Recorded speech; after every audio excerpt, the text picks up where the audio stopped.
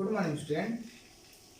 चलिए आज हम बात करते हैं क्लास 12th के फिजिक्स में यूनिट 2 में संधारित्र, यानी आज का टॉपिक है हमारा संधारित्र अर्थात कैपेसिटर। चलिए देखते हैं कि संधारित्र क्या होता है या कैसे बनता है। स्टूडेंट, इससे पहले वीडियो में हमने देखा था किसी चालक की धारिता क्या होती है। चालक की धारिता हमने देखा, चालक की या आवेशित चालक की स्थिर ऊर्जा हमने देखा, और जस्ट इसके पहले वीडियो में हमने देखा था चालकों के संयोजन में ऊर्जा हानि। वहाँ पर एक मिस्टेक हुई थी स्टूडेंट, उसको ध्यान दीजिएगा, शायद आप लोग ना देखे हों। जब लास्ट में क्वेश्चन आंसर निकल के आता है delta U equal to C1 C2 V1 minus V2 का whole of square upon C1 plus C2, तो वहाँ पर ये जो 1/2 पहले कॉमन हुआ रहता है वो छूट जाता है, यानी वहाँ पर अपान में 2 रहेगा, अर्थात उसका करेक्ट फार्मूला ये है delta U equal to C1 C2 V1 minus V2 का whole of square upon 2 C1 plus C2। तो ये इसका करेक्ट फार्मूला है। ओके, तो पिछली कक्षा में हमने ये देखा कि अगर हम किसी दो चालक को आपस में ज्वाइन कर देते हैं तो उनके संयोजन में कितनी ऊर्जा हानि होती है। लेकिन आज का टॉपिक है संधारित्र, इसलिए हम लोग चलते हैं संधारित्र की तरफ। संधारित्र ऐसा संयोजन जिसमें किसी चालक के आधार में परिवर्तन किए बिना उस पर आवेश की पर्याप्त मात्रा संचित की जा सकती हो, संधारित्र कहलाता है। तो स्पष्ट है कि संधारित्र का मतलब ये यहाँ पर बताया जा रहा है कि ऐसा समायोजन जिससे कि किसी भी चालक के आधार में परिवर्तन किए बिना हम अपनी इच्छा अनुसार उस पर आवेश को संचित कर सकते हैं। तो यहाँ पर आधार में परिवर्तन की बात है। आधार में परिवर्तन का मतलब क्या होता है? उसकी आकृति में परिवर्तन, उसके क्षेत्रफल में परिवर्तन, उसके लंबाई चौड़ाई मोटाई में परिवर्तन, कुछ भी हो सकता है, आयतन में परिवर्तन।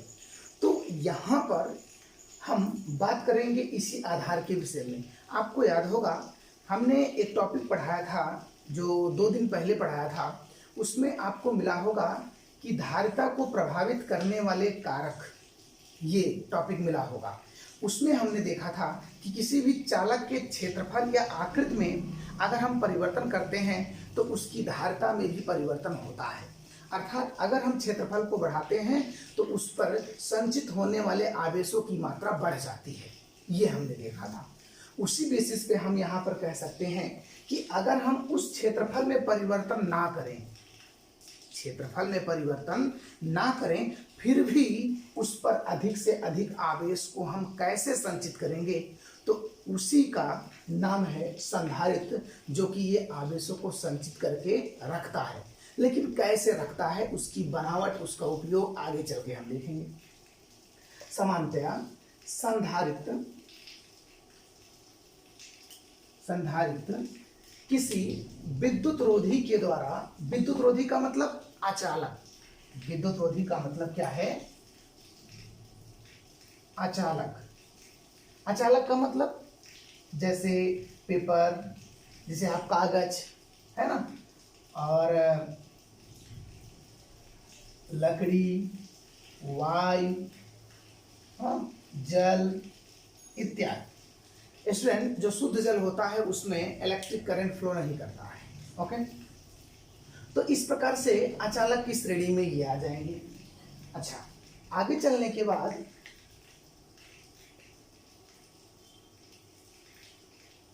ओके, तो समानतः संधारित्र किसी विद्युत रोधी के द्वारा पृथक दो चालकों का निकाय होता है, यानी यहाँ पर 2 चालक होते हैं। कितने चालक होते हैं? 2 चालक, अर्थात 2 कंडक्टिंग प्लेट होते हैं यहाँ पर। अब वो क्यों होते हैं, आगे चलने के बाद पता चल जाएगा। अच्छा, अगर ये 2 चालक लिए जाते हैं तो जरूर ही ऐसा कुछ बात होगा कि उससे संधारित्र की धारिता बढ़ती होगी। इसलिए हम आगे चलते हैं और देखते हैं संधारित्र का उपयोग। संधारित्र का उपयोग कहाँ होता है? जनरली संधारित्र का उपयोग हम ऊर्जा को सेव करके रखने के लिए करते हैं या ऊर्जा को संचित करते हैं, वो भी किस फॉर्म में, वैद्युत आवेश के फॉर्म में ऊर्जा को संचित करते हैं। संधारित्र एक ऐसी युक्ति है अर्थात डिवाइस है जिसका उपयोग हम ऊर्जा को वैद्युत आवेश के रूप में संचित करने के लिए करते हैं। यानी यह एक ऐसी डिवाइस है जिसका उपयोग हम एनर्जी को इलेक्ट्रिकल चार्ज के रूप में स्टोर करते हैं। अच्छा, संधारित्र का सिद्धांत, संधारित्र किस सिद्धांत पर कार्य करता है, कैसे उसकी धारिता बढ़ जाती है, हम उसकी बात करते हैं। संधारित्र का सिद्धांत ही इसमें मेन होता है।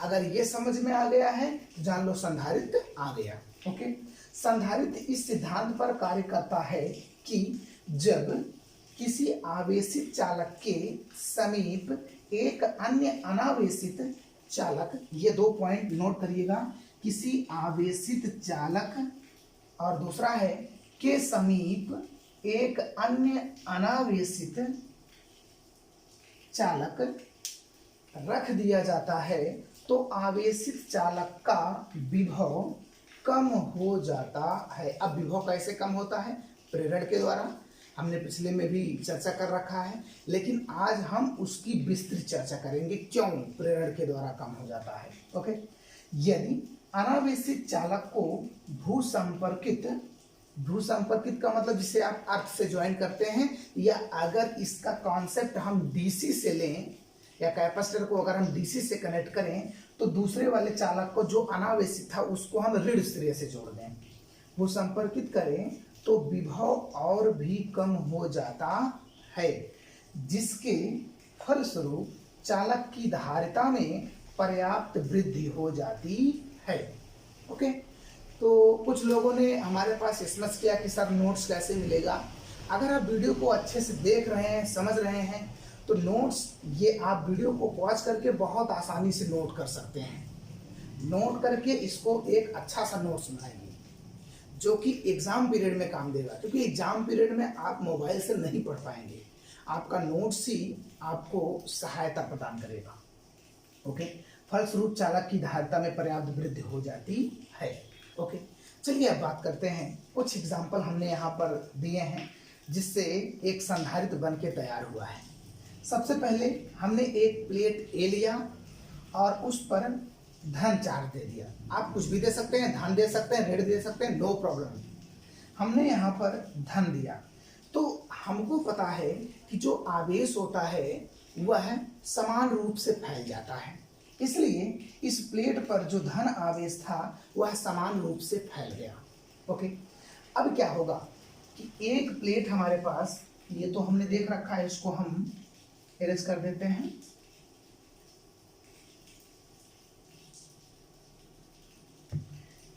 एक प्लेट है हमारे पास जिस पर क्या है, धन आवेश है। ओके, अब देखिए हम एक अनावेशित प्लेट ले आते हैं। ये प्लेट है ए जो कि आवेशित है, आवेशित प्लेट ए ये, और एक हम दूसरा प्लेट ले आते हैं बी। ओके, ये दूसरा प्लेट है। अब दूसरा प्लेट बी अगर हम ले आएंगे जो कि अनावेशित है, अनावेशित है, तो अनावेशित का मतलब यहां पर जो धन और ऋण की संख्या होगी वो समान होगी। कहने का मतलब कुछ इस प्रकार से होगा, धन ऋण ऐसे। लेकिन जब हम इसके क्षेत्र में ले आएंगे तो होगा क्या, यहाँ पर पॉजिटिव चार्ज है, इस पॉजिटिव चार्ज के कारण इलेक्ट्रिक फील्ड लाइन जनरेट होंगी जिनकी दिशाएं कुछ इस प्रकार से होंगी, ऐसे इलेक्ट्रिक फील्ड। और तब इलेक्ट्रिक फील्ड के कारण जो पॉजिटिव चार्ज होगा वो पॉजिटिव से रिपल होगा और जो इलेक्ट्रॉन होगा वो अट्रैक्ट होगा। ओके, यानी यहाँ पर कॉम्बिनेशन कुछ इस प्रकार से बन जाएगा,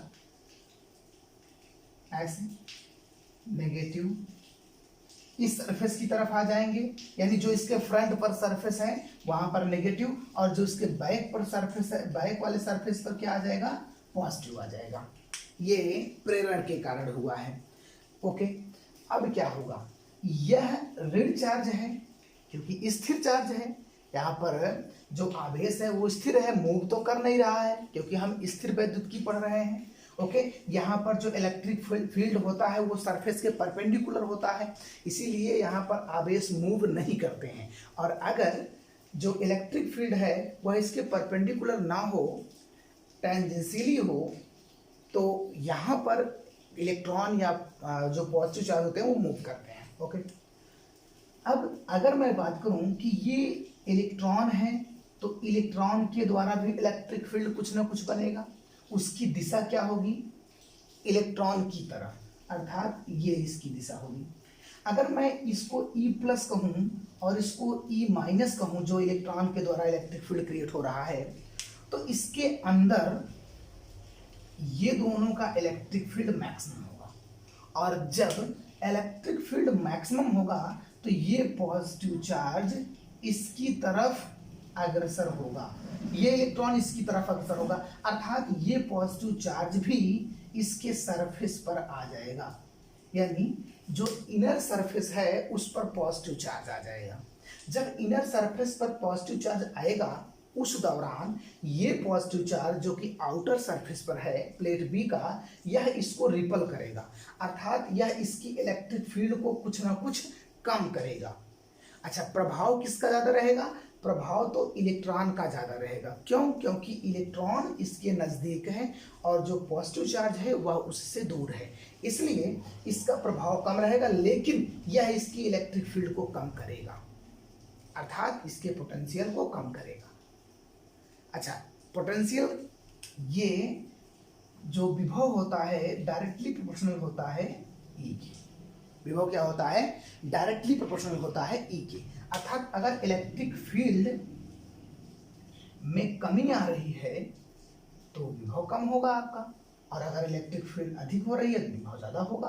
ओके, अब क्या होता है, अब यहां पर जब हम इस पॉजिटिव चार्ज को यहां पर प्लेस्ड कर देंगे तो इसका ये जो आउटर सरफेस है, इसका वाला जो फ्रंट सरफेस है, अब यहाँ पर ये आवेश कुछ भी नहीं है, यहाँ पर इलेक्ट्रिक फील्ड जीरो है और ये स्थान खाली है, तो ऐसे स्थान में हम और धन चार्जों को यहाँ पर संचित कर सकते हैं, अर्थात अब इसकी जो धारिता है वह बढ़ गई है, और भी बढ़ जाएगी जब हम इसको भू संपर्कित कर देंगे, अर्थात जब इसको हम अर्थ कनेक्ट करेंगे तो अर्थ से इलेक्ट्रॉन निकल के आएंगे और ये सब इलेक्ट्रॉन इन पॉजिटिव चार्जों को क्या कर देंगे, इनको न्यूट्रलाइज कर देंगे, और जब ये न्यूट्रलाइज हो जाएंगे तब क्या होगा, तब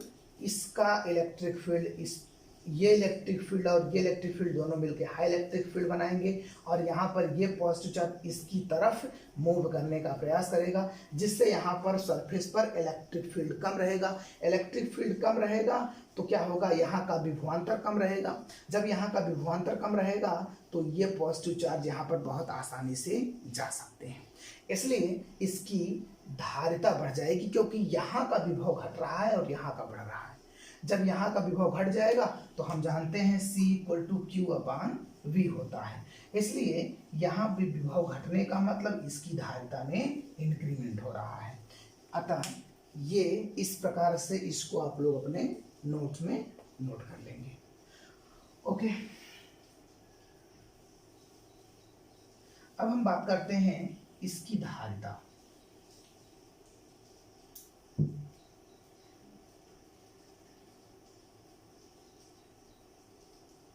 संधारित्र की धारिता,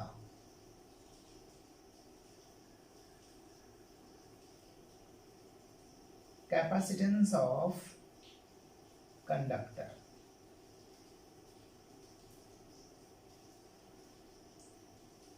कैपेसिटेंस ऑफ कंडक्टर। ओके, अगर हम बात करें कैपेसिटेंस की तो यहाँ पर कंसिडरेशन हम कर लेंगे कि माना इस पर Q आवेश है, अगर Q आवेश है और इनके बीच का विभवांतर V है तो हम कह सकते हैं Q/V हो जाएगा।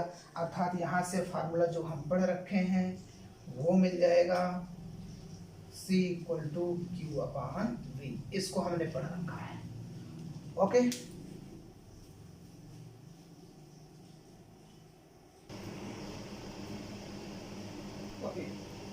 यहाँ पर C संधारित्र की धारिता है, Q संधारित्र की प्लेट पर दिया गया आवेश और V संधारित्र के प्लेटों के बीच विभवांतर है। संधारित्र के प्लेटों के बीच का विभवांतर का मतलब क्या है? यहाँ पर ध्यान दीजिए, सपोज इसका विभवांतर V1, इसका V2, तो V1 में से V2 को निकालेंगे तो जो कुछ भी विभवांतर हमको मिलेगा दोनों का अंतर वही है V। ओके, तो इसमें इतना ही था। अब इसके बाद हम लोग पढ़ेंगे संधारित्र के प्रकार। कई प्रकार के होते हैं, जैसे समांतर प्लेट कैपेसिटर, गोलीय कैपेसिटर, बेलनाकार कैपेसिटर इत्यादि। तो इसमें जो हमारे सिलेबस में है वो है समांतर प्लेट कैपेसिटर, तो उसी की बात करते हैं हम।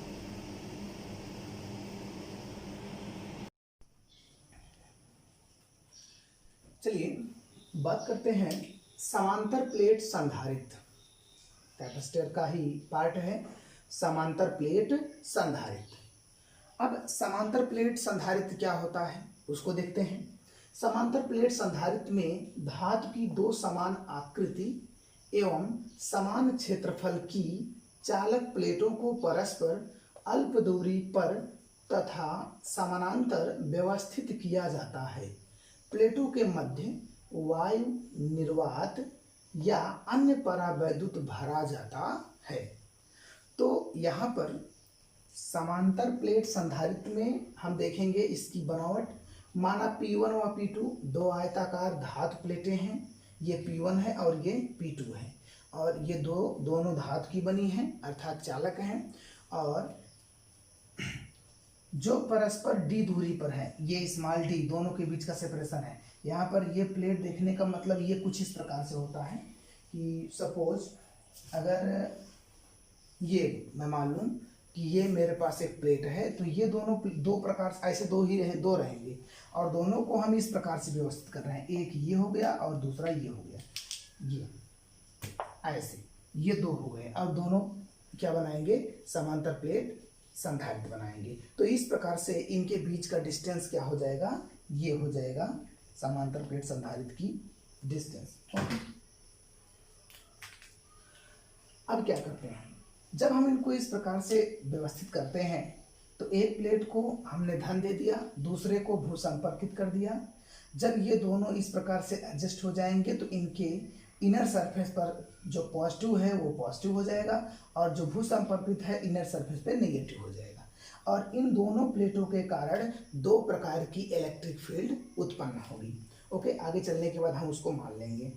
अब देखिए यहाँ पर इलेक्ट्रिक फील्ड उत्पन्न होने के बाद क्या होगा? ये अंदर इलेक्ट्रिक फील्ड मैक्सिमम हो जाएगा और बाहरी किनारों पर इलेक्ट्रिक फील्ड 0 हो जाएगा, और किनारों पर इलेक्ट्रिक फील्ड कुछ ना कुछ मिलेगा।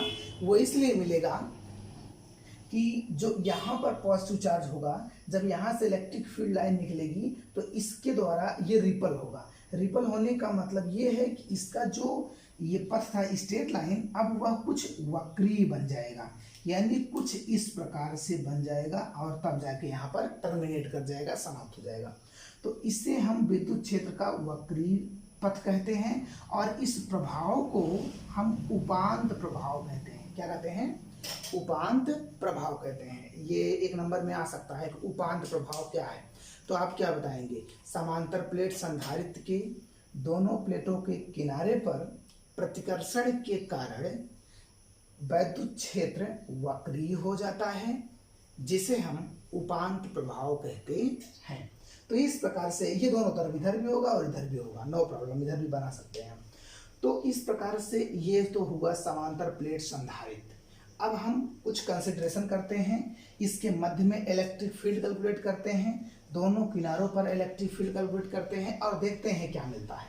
उससे पहले हमने किसी चादर के लिए या किसी प्लेट सीट के लिए इलेक्ट्रिक फील्ड निकाल रखा है। अगर आपको याद होगा तो जब हम पढ़ रहे थे एप्लीकेशन ऑफ गॉस, जब एप्लीकेशन ऑफ गॉस लॉ पढ़ रहे थे तो उसमें हमने कंसीडर किया था कि मेरे पास एक सीट है जो कि पॉजिटिव चार्ज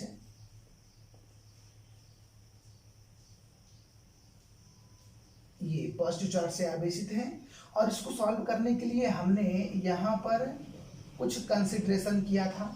कंसिडरेशन का मतलब ये है कि एक गॉसियन सरफेस हमने कंसिडर किया था, ये गॉसियन सरफेस था, और यहाँ का क्षेत्रफल हम ए मान सकते हैं, यस मान सकते हैं, कोई भी दिक्कत नहीं, कुछ भी मान सकते हो। ओके, अब इसके द्वारा इलेक्ट्रिक फील्ड इस सीट के बगल में या इस सीट के पीछे क्या हो सकता है, वही इलेक्ट्रिक फील्ड कैलकुलेट हमने किया था, E equal to sigma upon 2 epsilon, जहां पर सिग्मा जो है ये आपका पृष्ठीय आवेश घनत्व होता है, सरफेस चार्ज डेंसिटी। ओके, ये हो जाता है। अब सिग्मा पृष्ठीय आवेश घनत्व है तो सिग्मा का कुछ न कुछ वैल्यू होता होगा, बिल्कुल होता है। अगर इसके अंदर या इसके सरफेस पे हमने माना कि सपोज ये क्यू आवेश है, इसका एरिया कितना है, ए है, तो जो सरफेस चार्ज डेंसिटी होता है वो होता है sigma is equal to Q upon A. इस प्रकार से ये आपकी सरफेस चार्ज डेंसिटी हो जाती है। हमने 3 प्रकार की डेंसिटीज पढ़ी हैं चार्ज के टर्म में। एक तो पढ़ा है लीनियर चार्ज डेंसिटी, दूसरा ये देख ही रहे हैं सरफेस चार्ज डेंसिटी, और तीसरा था वॉल्यूम चार्ज डेंसिटी। तो इस प्रकार से हमने उन सबको निकाला था, बहुत ही ईजी था। अगर हम सरफेस चार्ज डेंसिटी की बात करते हैं तो सिग्मा इक्वल टू क्यू अपान ए। अगर हम रेखीय आवेश की घनत्व की बात करते हैं अर्थात लीनियर चार्ज डेंसिटी की बात करते हैं तो lambda equal to L Q upon L. अगर हम वॉल्यूम चार्ज डेंसिटी की बात करते तो ये rho is equal to Q upon V. तो इस प्रकार से हमको तीनों टर्म मिल जाते थे। हालांकि ये पहले की बात है, इसको हम लोग पढ़ रखे हैं। चलिए, इलेक्ट्रिक फील्ड का कैलकुलेशन तो हो गया। चलिए मान लेते हैं,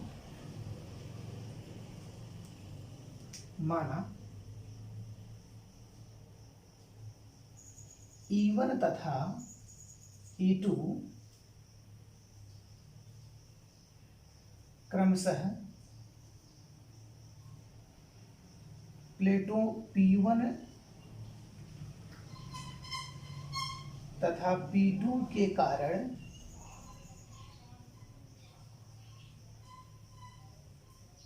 वैद्युत क्षेत्र हैं। ओके, तब हम दोनों प्लेटों के अंदर वैद्युत क्षेत्र कैलकुलेट कर सकते हैं। तब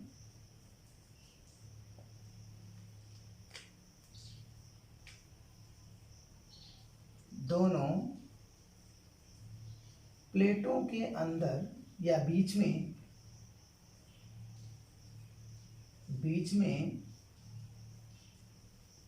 वैद्युत क्षेत्र, अगर हम ध्यान दें तो जो धन है उसके द्वारा इलेक्ट्रिक फील्ड हमने कंसीडर किया है E1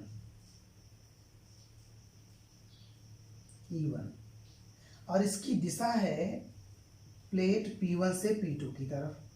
दूसरा जो है वो है इलेक्ट्रिक फील्ड E2, इसकी दिशा है P2 से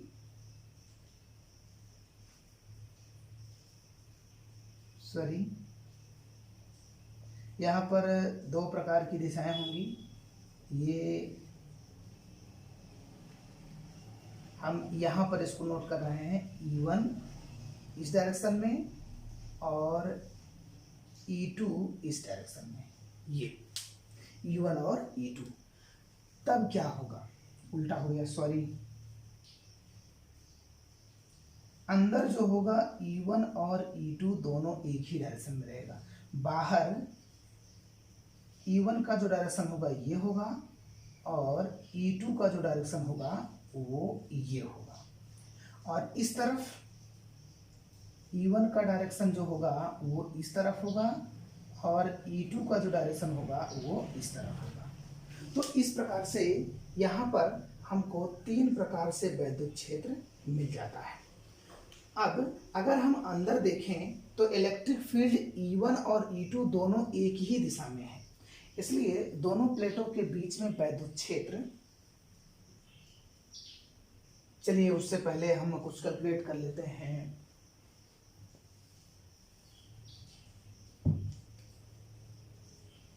तब P1 के द्वारा वैद्युत क्षेत्र ये मिल जाएगा E1 equal to sigma upon 2 epsilon naught, तथा P2 के द्वारा E2 इक्वल टू मिल जाएगा सिग्मा अपान 2 एप्सिलॉन नॉट, जहां सिग्मा क्या है, जहां सिग्मा पृष्ठ आवेश घनत्व है। अब दोनों के लिए हमने सिग्मा यूज किया है, ऑब्वियसली यहाँ पर पॉजिटिव चार्ज और नेगेटिव चार्ज की संख्या बराबर है, इसकी डेंसिटी बराबर है, इसलिए हमने आवेश को बराबर कर दिया है। अब हम निकालते हैं वैद्युत क्षेत्र मध्य में।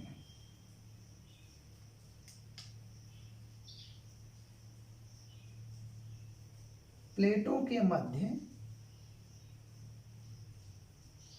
वैद्युत क्षेत्र, प्लेटों के मध्य अगर वैद्युत क्षेत्र हम निकालें तो हमको मिल जाएगा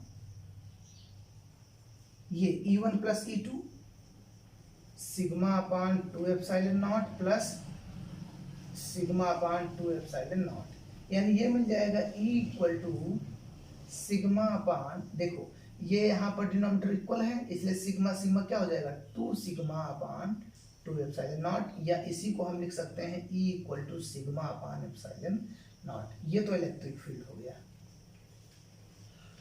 ओके, इसके बाद हम प्लेटों के बाहर की भी बात कर लेते हैं।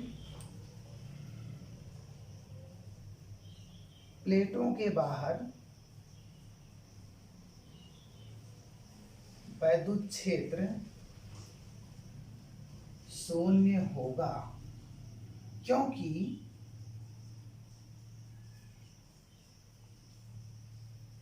बाहर E1 तथा E2 परस्पर विपरीत हैं, परस्पर विपरीत हैं। अगर ये विपरीत है दोनों कैंसिल आउट हो जाएंगे, अर्थात ये हो जाएगा sigma upon 2 epsilon naught minus sigma upon 2 epsilon naught is equal to 0। तो इस प्रकार से प्लेटों के बाहर जो इलेक्ट्रिक फील्ड होगा इस पॉइंट पे वो शून्य होगा, और अंदर मैक्सिमम होगा सिग्मा अपान एप्सिलॉन नॉट होगा। चलिए अब हम बात करते हैं सिग्मा की। ओके, आगे देखते हैं।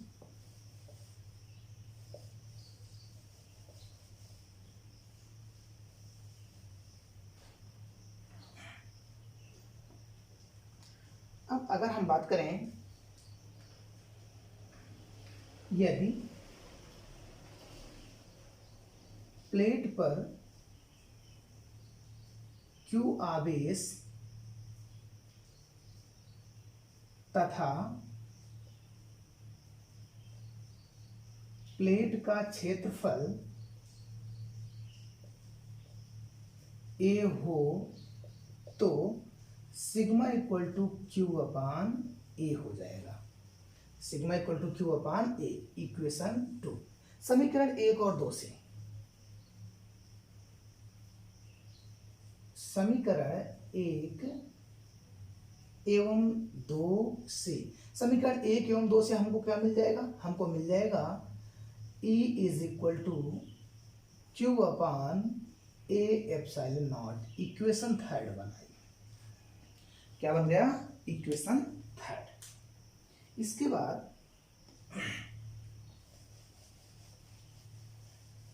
प्लेटों के बीच विभवांतर भी निकाल लेते हैं, तथा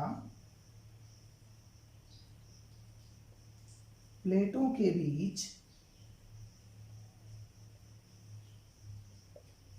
विभवांतर, V is equal to E into D. Electric field E है, ये दिख रहा है, और दोनों प्लेटों के बीच का डिस्टेंस कितना है, D। तो इलेक्ट्रिक फील्ड इंटू D, उनके बीच का डिस्टेंस, वो किसके बराबर हो जाएगा, विभव के बराबर हो जाएगा। ये तो हो गया विभवांतर। ये हुआ इक्वेशन नंबर 4। अच्छा, इक्वेशन 3 और 4 को कंबाइन कर देते हैं। समीकरण 3 एवं 4 से, समीकरण 3 एवं 4 से हमको क्या मिल जाएगा, हमको यहां से मिलेगा V is equal to Q D upon A epsilon naught, ये मिल जाएगा। इक्वेशन नंबर 5 हुआ। बट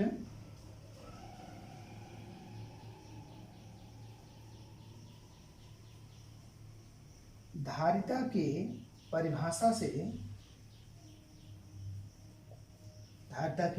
परिभाषा से हमको मिल जाएगा V इक्वल टू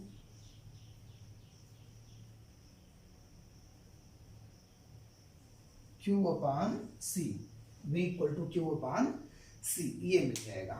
इसलिए हम यहाँ पर क्या प्राप्त करेंगे, क्योंकि C equal to Q upon V होता है, तो ये V equal to Q upon C यहाँ पर पुटअप कर देंगे, तो ये मिल जाएगा Q से Q कैंसिल, और ये मिला Q upon C equal to Q D upon A epsilon naught, ये हो गया। अच्छा, इसके बाद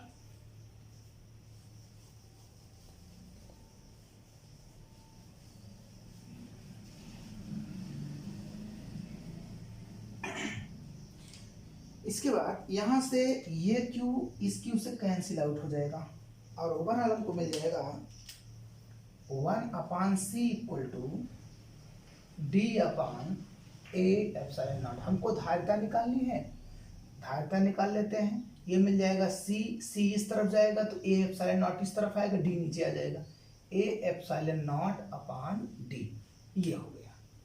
अच्छा, यदि कोई माध्यम उपस्थित हो जिसका परावैद्युतांक के हो, तो ये मिल जाएगा C इक्वल टू, तब धारिता बदल जाएगी आपकी। आप चाहे इसको C नॉट से डिनोट कर सकते हैं और लास्ट वाले को C से डिनोट कर सकते हैं। ओके, कोई दिक्कत नहीं। तब धारिता C इक्वल टू हो जाएगी K A epsilon not upon D. तो ये दो इंपॉर्टेंट फार्मूले हुए इस प्रकार से। अब यहां से आपको कई चीजें मिल जाती हैं कि धारिता जो होती है प्लेट के क्षेत्रफल के अनुपाती होता है, धारिता इसके परावैद्युतांक के अंकुरानुपाती होता है, और धारिता दोनों प्लेटों के बीच के डिस्टेंस के व्युत्क्रमानुपाती होता है। तो इस प्रकार से ये हम प्राप्त कर पाएंगे।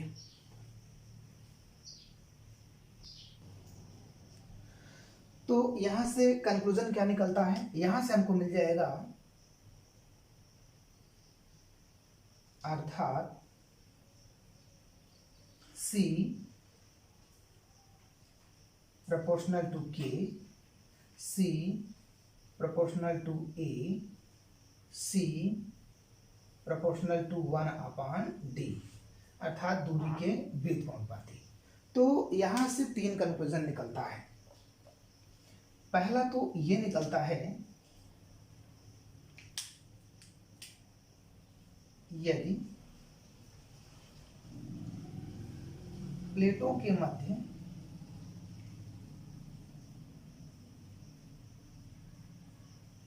कोई परावैद्युत पदार्थ रखा जाए तो समांतर प्लेट संधारित्र की धारिता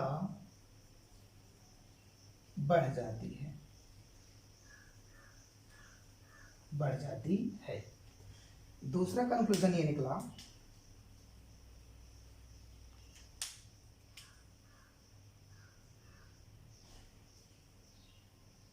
धारिता प्लेटों के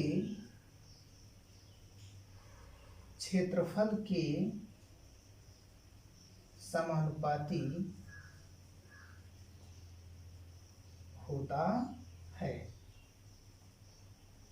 अर्थात अधिक धारिता के लिए क्षेत्रफल अधिक होना चाहिए।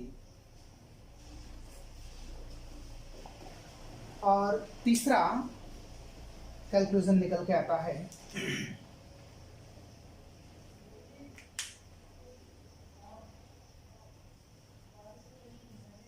धारिता प्लेटों के बीच की दूरी के व्युत्क्रमानुपाती होता है, व्युत्क्रमानुपाती होता है, अर्थात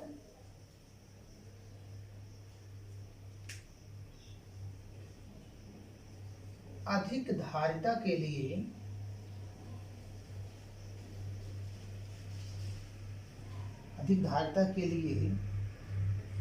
दोनों प्लेटों के मध्य दूरी कम रखनी चाहिए। तो इस प्रकार से हमने देखा कि समांतर प्लेट संधारित्र क्या होता है। तो अगर कोई कंफ्यूजन हो तो पूछिएगा स्टूडेंट, और जो लोग वीडियो कंप्लीट देखते हैं वो लोग कमेंट में अपना नाम जरूर लिख दिया करें, ताकि मुझे पता चले कौन कौन लोग देख रहे हैं। Okay, that's all.